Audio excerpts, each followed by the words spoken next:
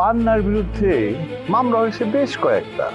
এর মধ্যে 3টা হচ্ছে পুলিশবাদী, ডাকাতি মামলা আছে, তার সাথে অপহরণ মামলাও আছে। আল্লাহ না করে কোনো কারণে যদি এইসব মামলার মধ্যে একটা মামলা প্রমাণিত হয় যে পান্না আসলেই অভিযুক্ত, তাহলে চেয়ারম্যান হিসাবে আমার তো আমি একটা ঝামেলায় পড়ে যাব, আর আমি এসব প্রশংসাপত্র দিতেও পারবো না, কারণ এত বড় রিস্ক আমি নেব না ভাই, প্লিজ।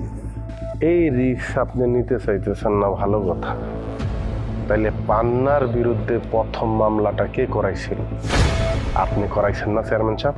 কেন করাইছিলেন?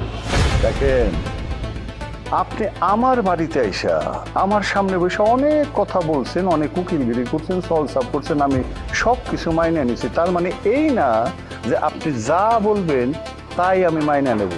আর হ্যাঁ, আমি আদালতে যাব, কিন্তু সেইটা যাব হচ্ছে আসামির বিপক্ষে, যাতে আসামির উপযুক্ত শাস্তি হয়।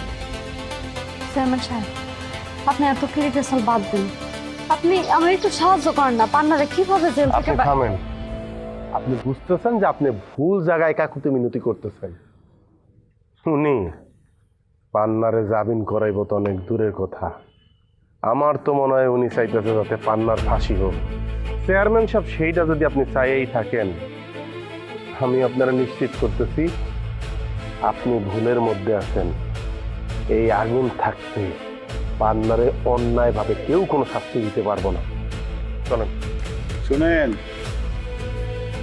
আমার বাড়িতে এসে তো অনেক কথা বললেন, অনেক কিছু শুনলাম। অবশ্য একজন জেল খাটা দাগি আসামি, না না না, অবাক হওয়ার কিছু নাই, অবাক হবেন না।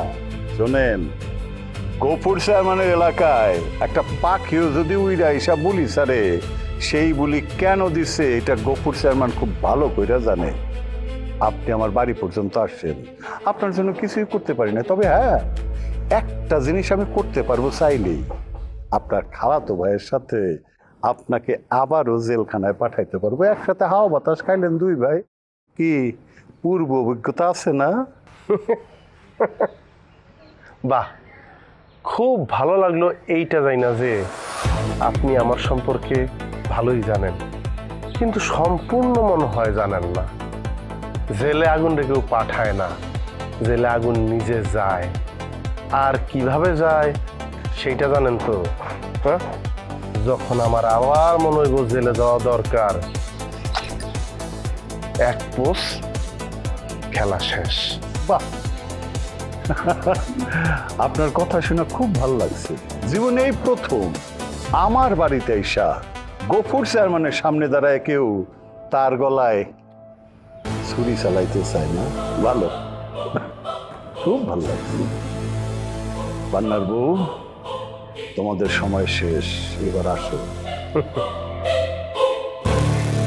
সময় শেষ কথাটা ঠিক, কিন্তু সেটা কার, আপনার না আমাদের, সেইটা কিন্তু আমার সময় বলে দিবে।